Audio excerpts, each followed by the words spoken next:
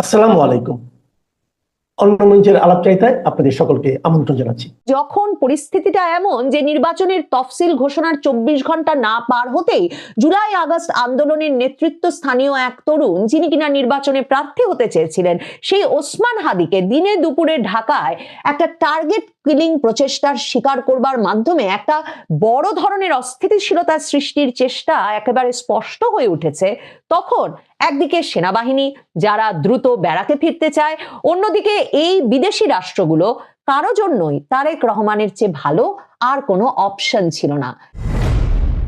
2024 সালের 5ই আগস্ট শেখ হাসিনা সরকারের পতনের পর থেকেই যেমন তারেক রহমান কবে ফিরবেন এই নিয়ে গুঞ্জন, আলোচনা এবং রহস্য ক্রমাগত ঘনীভূত হচ্ছিল, বিশেষভাবে সে কারণে যে বারবারই শিগগিরই ফিরবেন, এ মাসেই ফিরবেন, অত তারিখের আগে ফিরবেন, এমন করে বিএনপির বিভিন্ন শীর্ষস্থানীয় নেতারা বিভিন্ন ডেডলাইন দিচ্ছিলেন, তারিখ দিচ্ছিলেন বটে, কিন্তু শেষ পর্যন্ত তারেক রহমান ফেরেন নাই।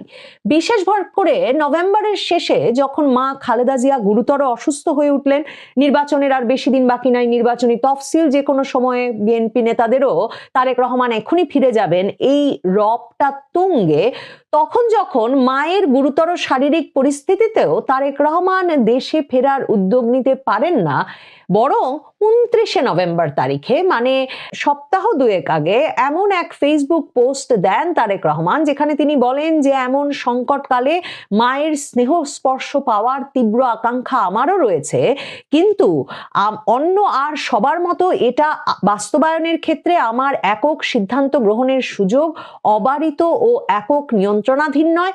স্পর্শকাতর এই বিষয়টি বিস্তারিত বর্ণনার অবকাশও সীমিত। রাজনৈতিক বাস্তবতার এই পরিস্থিতি প্রত্যাশিত পর্যায়ে উপনীত হওয়া মাত্রই স্বদেশ প্রত্যাবর্তনে আমার সুদীর্ঘ উদ্বিগ্ন প্রতীক্ষার অবসান ঘটবে বলে আমাদের পরিবার আশাবাদী। মানে তখন আরো এই জল্পনা দানা বেঁধে ওঠে যে কোন সে বাধা, যে বাধার কথা তারেক রহমান মুখে ফুটে উচ্চারণ করে বলতে পারছেন না, যে বাধা পেরিয়ে তিনি দেশের মাটিতে পা রাখতে পারছেন না বলে তিনি তার রোগশয্যায় থাকা মায়ের এই অবস্থায় নির্বাচনের যখন আর মাত্র কিছুদিন বাকি, তখনও মায়ের পাশেও দেশে দাঁড়াতে পারছেন না, দলের দায়িত্ব নিতে পারছেন না। কিন্তু এখন বরং প্রশ্ন করা যেতে পারে, কোন সে বাধা, যে বাধায় এতদিন দেশে ফিরতে পারেন নাই, মানে 15 মাসেও দেশে ফেরার কথা বিবেচনা করতে পারেন নাই তারেক রহমান, সে বাধা সরালো কে? কোন সে বাধা, যে বাধা 2 সপ্তাহেরও কম সময়ে এরপর সরে গেল? এবং গত শনিবারে মির্জা ফখরুল ইসলাম আলমগীর জানালেন যে তারেক রহমান 25শে ডিসেম্বর দেশে ফিরবেন। তারেক রহমান 25শে ডিসেম্বর দেশে ফিরবেন, এই ঘোষণাটা এলো ওসমান হাদি গুলিবিদ্ধ হওয়ার পরের দিন, মানে শুক্রবার দিন ওসমান হাদি গুলিবিদ্ধ হলেন, আর শনিবার দিন যখন সারা বাংলাদেশ জুড়ে কে হাদিকে গুলি করলো, কিভাবে ঘটতে পারলো, দেশের নিরাপত্তা পরিস্থিতি কোন দিকে যাচ্ছে, নির্বাচনের আগে নিরাপত্তা পরিস্থিতি এমন থাকলে সত্যি সংসদ নির্বাচনটা হতে পারবে কিনা, এসব নিয়ে আলোচনা তুঙ্গে, তখন কিনা তারেক রহমান ঘোষণা দিলেন, বা তারেক রহমানের তরফে বিএনপি মহাসচিব মির্জা ফখরুল ইসলাম আলমগীর ঘোষণা দিলেন তারেক রহমান ফিরছেন, তিনি ফিরছেন 25শে ডিসেম্বর। একটা বড় বাধার কথা আলোচনায় ছিল যে যেহেতু রাজনৈতিক আশ্রয় প্রার্থনা করেছেন বলে 2018 সালে বিএনপির তরফে জানানো হয়েছিল এবং বলা হয়েছিল সে কারণেই তারেক রহমানের পাসপোর্ট জমা পড়েছে, অনেকেই বলছিলেন যে এবার যদি তিনি দেশে ফিরে যান তিনি আবার ফিরতে পারবেন না, এমন কিছু অভিবাসন সমস্যার কারণে তারেক রহমান হয়তো দেশে ফিরতে পারছেন না। জামায়াতের নেতারা তো রীতিমতো বক্তৃতা দিচ্ছিলেন, মানে জামায়াতের নায়েবে আমির এটিএম আজহারুল ইসলাম বক্তৃতা দিয়ে বলেছেন যে কেউ কেউ প্রধানমন্ত্রী হবার গ্যারান্টি ছাড়া যুক্তরাজ্যের নিরাপদ জীবন ছেড়ে বাংলাদেশে আসতে রাজি নয়। দাড়িপাল্লার সমর্থকরা, মানে জামায়াতে ইসলামীর সমর্থকরা স্লোগান দিচ্ছিলেন তাদের নির্বাচনী জনসভাগুলোতে, এবং সামাজিক মাধ্যম সয়লাভ করে ফেলেছেন এই স্লোগানে যে ধানের শীষ লন্ডনের, নৌকা আছে দিল্লিতে, দাড়িপাল্লা দাঁড়িয়ে আছে মাতৃভূমির কল্যাণে। এখনো তারেক রহমান ট্রাভেল পাস চেয়েছেন কিনা সেটা পরিষ্কার নয়। তিনি বলেছেন 25 তারিখ ফিরবেন, কাজেই সময় আছে তার হাতে। পররাষ্ট্র উপদেষ্টা বলেই দিয়েছেন যে যেদিন চাইবেন তার পরদিনই পাবেন, কিন্তু বাধাটা কি? অভিবাসন সংক্রান্ত কোনো বাধা? তারেক রহমান কি অপেক্ষা করছিলেন যে তার পাসপোর্ট আসবার জন্য বা তার স্থায়ী বসবাস নিশ্চিত হবার জন্য যুক্তরাজ্যে, যেটা থাকলে তার যদি কোনো নিরাপত্তা ঝুঁকি তৈরি হয়, তার যদি কোনো পরিবারের প্রয়োজন হয়, তাহলে তিনি আবারও যুক্তরাজ্যে ঢুকতে পারবেন, আসতে পারবেন এবং স্থায়ীভাবে বাস করতে পারবেন? ওরকম একটা পাসপোর্ট থাকলে, বিদেশের একটা পাসপোর্ট থাকলে, বাংলাদেশের ট্রাভেল পাস নিলে এবং পরবর্তীতে পাসপোর্ট নিলেও তিনি ভোটার হতে পারবেন অবশ্যই। বাংলাদেশে দ্বৈত নাগরিকত্ব যেহেতু বৈধ, কিন্তু তিনি কি দুটো পাসপোর্ট নিয়ে প্রধানমন্ত্রী হতে পারবেন? মানে অভিবাসন সংক্রান্ত কি অপেক্ষা করছিলেন তারেক রহমান? তারেক রহমান লন্ডনে দীর্ঘ প্রবাস জীবনে যাদের সঙ্গে রাজনীতি করেছেন, যুক্তরাজ্য প্রবাসী বিএনপির নেতা কর্মী সমর্থকদের সাথে দেখা করেছেন মঙ্গলবার দিন, এবং সেই সভায় তিনি নিজ মুখে বলেছেন যে 25 তারিখ দেশে ফিরছেন তিনি। 25 তারিখে ইনশাআল্লাহ আপনাদের দয়া, আল্লাহর রহমতে আমি দেশে ফিরে যাব। সকলের কাছে দোয়া চেয়ে যাচ্ছি, আপনারা দয়া করে দোয়া করবেন, দেশনেত্রী খালেদা জিয়ার জন্য দোয়া করবেন, দোয়া করবেন। আপনাদের সামনে যে পরিকল্পনা তুলে ধরেছি, আল্লাহ যাতে আমাকে তৌফিক দেন দেশ এবং দেশের মানুষের জন্য সেই কাজগুলো যাতে সম্পূর্ণ করতে পারে। আরেকটা বড় বাধার কথা কিন্তু বারবার আলোচিত হচ্ছিল। তারেক রহমান দেশ ছেড়েছিলেন 2008 সালে 1/11 সরকারের সময়, এবং তার আগে প্রায় 1.5 বছর সেনা সমর্থিত তত্ত্বাবধায়ক সরকার তাকে আটক করে রাখে বিভিন্ন দুর্নীতির মামলায়, এবং সেনা হেফাজতে তার উপর ব্যাপক নির্যাতনের ঘটনা ঘটে, যার ফলে তার মেরুদণ্ডের হাড় ভেঙে যায় এবং তিনি সোজা হয়ে দাঁড়ানোর অবস্থাতেও ছিলেন না। এরপর খালেদা জিয়া তখনকার সেনা নেতৃত্বের সঙ্গে সমঝোতা করে এক রকমের তার এই বড় পুত্রকে চিকিৎসার জন্য বিদেশে পাঠানোর ব্যবস্থা করেন, এবং সে সময় বিএনপির মন্ত্রী খালেদা জিয়ার ঘনিষ্ঠ মওদুদ আহমেদের বয়ানে, তার বইয়ে পাওয়া যায় যে খালেদা জিয়া এক রকমের একটি রাজনৈতিক মুচলেকা দিয়ে যে তার বড় পুত্র আপাতত আর রাজনীতি করবেন না, এই মুচলেকাটা দিয়েই তারেক রহমানের বিদেশ যাওয়ার ব্যবস্থা করেছিলেন। এখন সেই আপাততটা কত লম্বা সময়ের জন্য? আপাততর ক্ষেত্রে 2018 সালে ভারপ্রাপ্ত চেয়ারম্যান হয়ে গেছেন বিএনপির তারেক রহমান, এরপর থেকেই তিনি ভার্চুয়ালি দল পরিচালনা করে আসছিলেন। তো আপাততর ক্ষেত্রে সেই সেনাবাহিনীর নেতৃত্ব বা বাংলাদেশ সেনাবাহিনীকে আপাতত এমনটাই মনে করছিল কিনা যে এখনো তার দেশে ফেরার সময় হয় নাই, ভার্চুয়ালি তিনি দলের সঙ্গে যুক্ত আছেন, সংগঠন করছেন, সব ঠিক আছে, কিন্তু তাকে দেশে ফিরতে দেওয়া যাবে না, সেটাই তারেক রহমানের সামনের বড় বাধা কিনা, সেই প্রশ্ন নিশ্চয়ই তোলবার যুক্তিসঙ্গত কারণ ছিল।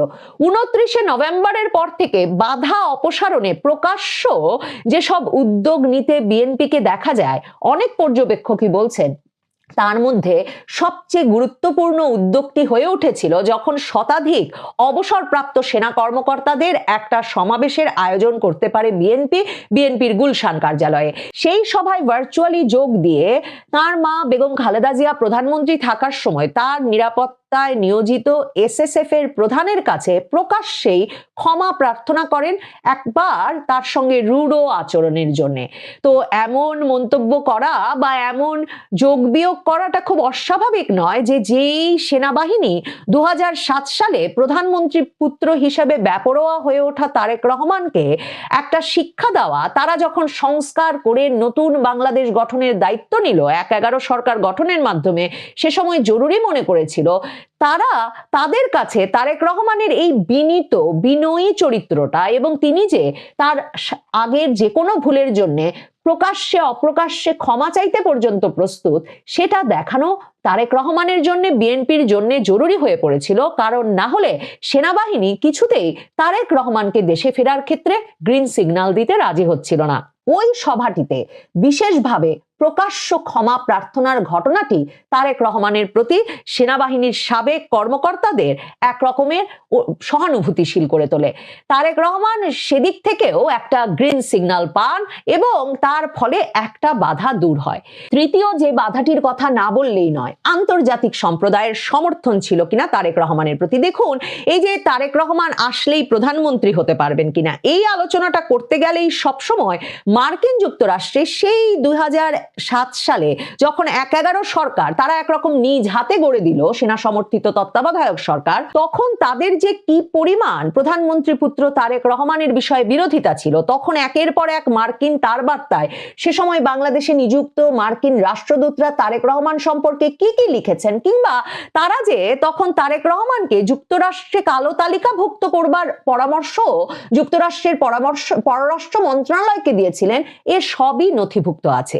কাজেই তারেক রহমান যখন ২৪শে আগস্টের পর থেকে দেশে ফিরতে পারছিলেন না, তখন বারবারই প্রশ্ন আসছিল যে তার মানে কি যুক্তরাষ্ট্র সহ বাংলাদেশে প্রভাব বিস্তারকারী কোনো দেশের কাছ থেকেই তিনি গ্রিন সিগন্যাল পাচ্ছেন না যে তিনি বাংলাদেশে ফিরবেন এবং ফিরলে তিনি প্রধানমন্ত্রী হতে পারবেন। সেক্ষেত্রে ভারত এবং যুক্তরাষ্ট্রের নামটাই বারবার ফিরে ফিরে আসছিল।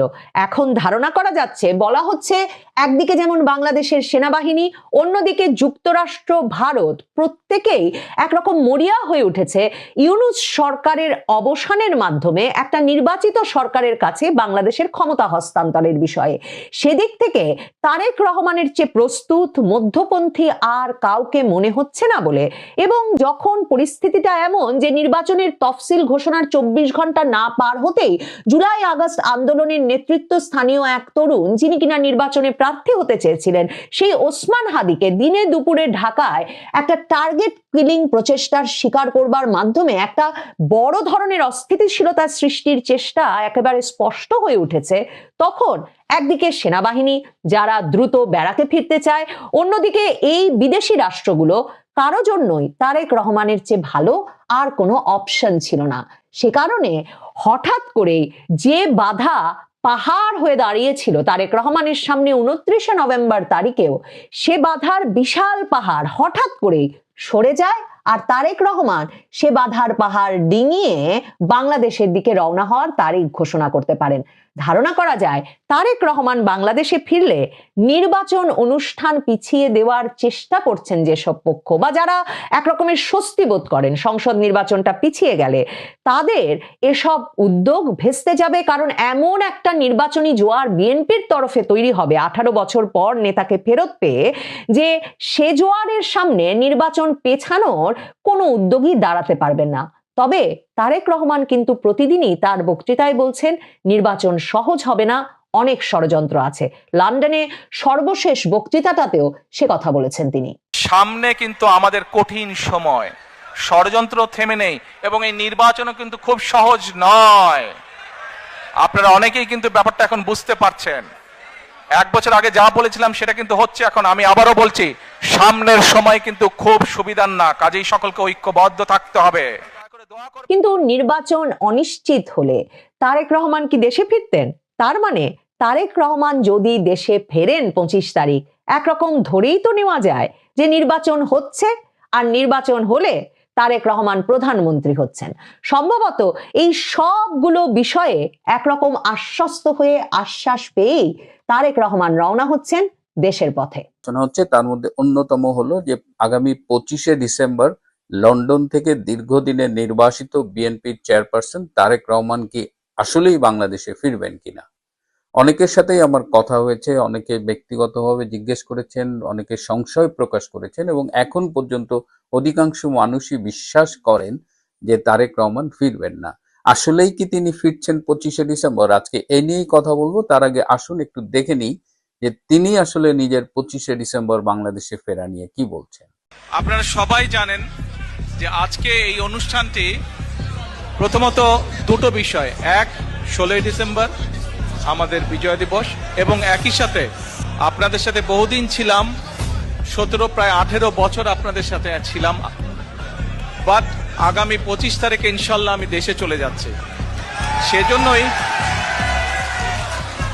সেজন্যই আপনাদের সাথে খুব শান্তভাবে আপনাদের সাথে দুটো কথা বলতে চাই। আপনারা জানেন যে গত মাসে হঠাৎ করে খালেদা জিয়া অসুস্থ হয়ে পড়েন। বিশেষ করে 21শে নভেম্বর সশস্ত্র বাহিনী দিবসে যোগদানের পরে তিনি অসুস্থ হন, এবং পরবর্তীতে তাকে এভার কেয়ার হাসপাতালে নেওয়া হয়, এবং সেখান থেকে তার অবস্থা আরো অবনতি ঘটলে তাকে একসময় লন্ডনে নিয়ে যাওয়ার চিন্তা ভাবনা করা হয়, এবং সেটি যে কোনো কারণেই হয়নি। একবার বলা হলো যে কাতারের আমিরের রয়্যাল কাতার অ্যাম্বুলেন্স আসবে, পরে শুনলাম যে সেই অ্যাম্বুলেন্সের কারিগরি ত্রুটির জন্য ঢাকায় আসবে না। যদিও আমরা যতদূর জানি যে কাতারের আমিরের অনেকগুলো এয়ার অ্যাম্বুলেন্স আছে, সুতরাং একটাই কারিগরি ত্রুটি হলে অন্যগুলো তিনি পাঠাতে পারলেন। পরে শুনলাম যে জার্মানিতে একটি এয়ার অ্যাম্বুলেন্স ভাড়া করা হয়েছে এবং তারা এসেই নিয়ে যাবেন, কিন্তু সেটিও ঘটেনি। পরবর্তীতে যেটা জানলাম, সম্ভবত ম্যাডাম খালেদা জিয়ার শারীরিক অবস্থা এই দীর্ঘ 11-12 ঘন্টার এয়ার অ্যাম্বুলেন্সের ট্রাভেলটা সইতে পারবে না, এ কারণেই তাকে পাঠানো হয়নি। কোনো এয়ার অ্যাম্বুলেন্স কোম্পানিও তাকে নিয়ে যেতে রাজি হয়নি এই শারীরিক অবস্থার কারণে। তখন অনেকেই বলছিলেন যে তারেক রহমানের উচিত মায়ের এই অসুস্থতার সময়ে তার বাংলাদেশে আসা, এবং যেহেতু তার বিরুদ্ধে এই মুহূর্তে কোনো মামলা নেই এবং বাংলাদেশে যে অবৈধ সরকারটি আছে সেটি তাদের একটা সরকার, এবং এই ডক্টর ইউনূস তার সাথে লন্ডনে গিয়ে দেখা করেছিল গত 13ই জুন, এবং বাংলাদেশের মার্কিন charge d' affaires Tracey and Jacobson তিনিও দুবার লন্ডনে গিয়ে তারেক রহমানের সাথে দেখা করেছিলেন। সুতরাং তারেক রহমানের উচিত এই সময়ে মায়ের পাশে এসে দাঁড়ানো। এছাড়া রাজনীতির একটা ডিমান্ড তো আছেই। রাজনীতিতে নেতাকর্মীরা অনেকদিন ধরেই চাইছেন তারেক রহমান বাংলাদেশে এসে দলটির নেতৃত্ব দিক, যদিও বিএনপির নেতৃবৃন্দ বিভিন্ন সময়ে বলেছে যে তারেক রহমান অচিরেই আসছেন। নভেম্বর মাসে, বিশেষ করে 7ই নভেম্বর তিনি সারপ্রাইজ দিতে বাংলাদেশে এসে হাজির হবেন, এমন একটি কথাও আমরা শুনেছিলাম। কিন্তু আলটিমেটলি তিনি আসেননি, এবং তিনি ফেসবুকে একটি স্ট্যাটাস দিয়ে জানিয়েছিলেন, যেটার সহজ বাংলা করলে দাঁড়ায় এটা যে নানান শর্ত সাপেক্ষে তার বাংলাদেশে আসাটা এই মুহূর্তে আটকে আছে। তাকে বাংলাদেশে আসার ব্যাপারে একজন বিদেশি কূটনীতিকও বলেছিলেন নট নাও। সুতরাং বাংলাদেশে আসার ব্যাপারে তার পরিস্থিতি আমরা ধরেই নিচ্ছি যে অনুকূল ছিল না। কিন্তু হঠাৎ কি হলো যে তিনি বাংলাদেশে আসার সিদ্ধান্ত নিয়েছেন? এই যে শর্তগুলো তার বিপক্ষে ছিল, যারা তাকে ক্লিয়ারেন্স দিচ্ছিলেন না, তারা কি এখন তাকে ক্লিয়ারেন্স দিয়েছেন? এর মধ্যে একটু ছোট্ট একটা বিষয় আমরা লক্ষ্য করেছি যে তিনি আর্মির সাবেক মেজর জেনারেল রুমির কাছে ক্ষমা চেয়েছেন। রুমির সাথে তিনি কোনো একটা অন্যায় আচরণ করেছিলেন, কি আচরণ করেছিলেন সেটি আমরা না জানলেও তিনি মেজর জেনারেল অবসরপ্রাপ্ত রুমির কাছে ক্ষমা চেয়েছেন। তিনি কি এই রুমি বা সেনাবাহিনীর দিক দিয়ে কি একটি আপত্তি ছিল তার দেশে ফেরার? এটা আমি ঠিক জানি না, তবে তার স্ট্যাটাস দেখে যেটা মনে হয়েছে যে অনেকগুলো কারণেই তিনি বাংলাদেশে আসতে চাননি, কিন্তু আজকে তিনি ফিরছেন। তিনি এমন একটা সময়ে তিনি এই সিদ্ধান্তটা নিয়েছেন, তিনি দেশে ফিরবেন, এবং যদি তিনি দেশে ফেরেন তখন বাংলাদেশের অবস্থাটা কিন্তু অনেকটাই টালমাটাল। একজন ইনকিলাব মঞ্চের তথাকথিত বিপ্লবী জঙ্গি হাদি, তিনি সম্প্রতি গুলিবিদ্ধ হয়েছেন, এবং হাদিকে কারা গুলি করেছে এটা নিয়ে এই হাদির সারাউন্ডিং যে সমর্থকরা আছে, অনুসারীরা আছে, বা তাকে যারা ওন করে, তাদের মধ্যেই দেখলাম যে এক একজন এক এক রকম কথা বলছে। একদিকে জামাত শিবির একরকম কথা বলছে, একদিকে হাদির মেন্টর আমার বন্ধু পিনাকি একরকম কথা বলছে, আর একদিকে জুলকার নাইন নামে একজন অনুসন্ধানী সাংবাদিক, তিনি আর এক রকম কথা বলছে। কারোর সাথে কারো কথা মিলছে না। এই যে একটা অনিশ্চিত অবস্থা বাংলাদেশে, এই মুহূর্তে তারেক রহমান ফিরছেন।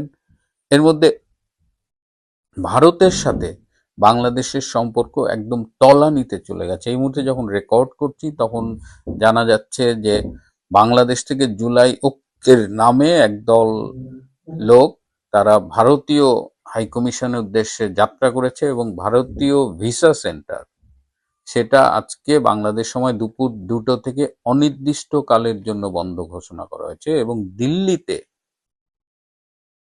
ভারতের পররাষ্ট্র মন্ত্রণালয় দিল্লিতে বাংলাদেশের রাষ্ট্রদূতকে ডেকে পাঠিয়েছে বাংলাদেশে এই যে ভারতের বিরুদ্ধে কয়েকদিন ধরে যে বিভিন্ন রকমের থ্রেট দেওয়া হচ্ছে, ভারতীয় দূতাবাস ঘেরাও করার জন্য পদযাত্রা হচ্ছে। তো সব মিলিয়ে এই যে বাংলাদেশ ভারত সম্পর্কের এই টানটান অবস্থায় তারেক রহমান দেশে আসছেন, কারণ তারেক রহমানের সাথে ভারতের অনেক হিসেব কিন্তু অনেক আগেই আমরা দেখেছি অমীমাংসিত ছিল। বিশেষ করে ভারতের বিচ্ছিন্নতাবাদী গোষ্ঠীকে সমর্থন দিয়েছিল এই তারেক রহমান, এবং তার সেই স্বরাষ্ট্র প্রতিমন্ত্রী লুকিং ফর শত্রুস বলে খ্যাত বাবর। এরকম অনিশ্চয়তার মধ্যে তারেক রহমান আসছেন। তারেক রহমান যদি গত বছর আগস্টে আসতেন, 10ই আগস্ট বা আগস্ট মাসে আসতেন, তাহলে এক রকমের ভাইব তৈরি হতো। কিন্তু আজকে যখন তিনি আসতেছেন, আমি জানি না সেটা কি হবে। যতদূর খোঁজ নিয়ে জানা গেছে যে হাদি গত শুক্রবার গুলিবিদ্ধ হওয়ার পরই ডক্টর ইউনূস কিন্তু বিএনপি, জামাত এবং এনসিপির সাথে বসেছিলেন এবং সেখানে তিনি বলেছেন, আপনারা যদি নিজেদের মধ্যে এভাবে কামড়াকামড়ি করেন তাহলে ফ্যাসিস্ট হাসিনা আবার বাংলাদেশে ফিরে আসবে, ভারত আবার বাংলাদেশে অ্যাডভান্টেজ নেবে এবং শেখ হাসিনা যদি ফিরে আসে তাহলে আমাদের কারো রক্ষা নেই। এটি বলে তিনি আবার 3 পার্টিকে এক করেছেন এবং এই ডক্টর ইউনূসের এই টেকনিকটা কিন্তু বেশ ইফেক্টিভ এবং তিনি তারেক রহমানকে আসার ব্যাপারেও একটা সিগন্যাল দিয়েছেন। তারেক রহমানের সামনে একটা মূলা ঝুলানো হয়েছে। সেই মূলাটা হলো যে এই যে 12ই ফেব্রুয়ারি যে নির্বাচনটি ঘোষিত হয়েছে, সেই নির্বাচনটি আসলে এক ধরনের আই ওয়াশ হবে, এখানে একটা পাতানো খেলা হবে। সেই নির্বাচনে বিএনপিকে 130টা থেকে 140টা সিট দেওয়া হবে, জামাতে ইসলামকে অ্যারাউন্ড 100 সিট দেওয়া হবে, আর বাকি যে 60-70টা সিট থাকবে সেটি ভাগ করে দেওয়া হবে বিভিন্ন ইসলামিক দল, এনসিপি এবং যদি জাতীয় পার্টি আসে তাহলে জাতীয় পার্টি, সব মিলিয়ে একটা জাতীয় সরকার গঠন করা হবে এবং আমরা কি আওয়ামী লীগকে বাদ দিয়ে তারা ক্ষমতাটা ভাগাভাগি করে নেবে এবং কাউকে একক মেজরিটি দেবে না এবং সেই জাতীয় সরকারের প্রধানমন্ত্রী করার টোপ দেওয়া হয়েছে তারেক রহমানকে এবং জাতীয় সরকারের প্রেসিডেন্ট হবে ডক্টর ইউনূস এবং ডেপুটি প্রাইম মিনিস্টার একটা পদ ক্রিয়েট করা হবে এবং সেই পদটি দেওয়া হবে জামাতের আমির ডক্টর শফিকুর রহমানকে। এভাবে তারা মিলেমিশে একটা প্ল্যান করেছে যে এভাবেই এই ফেব্রুয়ারিতে নির্বাচন করে তারা আগামীতে দেশ শাসন করবে এবং এই টোপটা গিলে তারেক রহমান বাংলাদেশে আসছে, কিন্তু বাংলাদেশে এসে তিনি কোন বিপদে পড়বেন কিনা এই আশঙ্কাটা কিন্তু রয়েই যাচ্ছে। কারণ আগামী 12ই ফেব্রুয়ারি নির্বাচন করবার জন্য ডক্টর ইউনূস শিবির যেমন তৎপর, তেমন এই নির্বাচনটি না হবার ব্যাপারেও কিন্তু অনেক রকমের নেপথ্যে মুভমেন্ট চলছে। অনেকেই বিশ্বাস করেন যে আগামী 12ই ফেব্রুয়ারি নির্বাচন হবে না। 12ই ফেব্রুয়ারি যদি নির্বাচন না হয় এবং সেই ক্ষেত্রে যদি কোনো পরিবর্তন হয়, সেই পরিবর্তনে তারেক রহমান কিভাবে এফেক্টেড হতে পারেন সেই জায়গাটায় কিন্তু একটা অনিশ্চয়তা রয়ে গেছে। সুতরাং এই মুহূর্তে তারেক রহমানের ফেরার সিদ্ধান্তটা কতখানি ভালো সিদ্ধান্ত হবে সেটা সময়ই বলে দেবে, যদিও তার দলের জন্য এই মুহূর্তে তারেক রহমানের দেশে আসাটা অনেকেই মনে করছেন খুব জরুরি। সুতরাং আমরা তারেক রহমান ফিরবে কিনা এটার জন্য আমাদের 25শে ডিসেম্বর পর্যন্তই অপেক্ষা করতে হবে। তবে এটা নিশ্চিত যে তারেক রহমান যদি বাংলাদেশে ফেরেও তিনি একেবারে আগুনের ভেতরে পা রাখবেন, এটা নিয়ে কারো কোনো সন্দেহ নেই। প্রিয় বন্ধুরা, আজ এ পর্যন্তই। ভালো থাকবেন, সুস্থ থাকবেন, তার চেয়েও জরুরি হলো নিরাপদ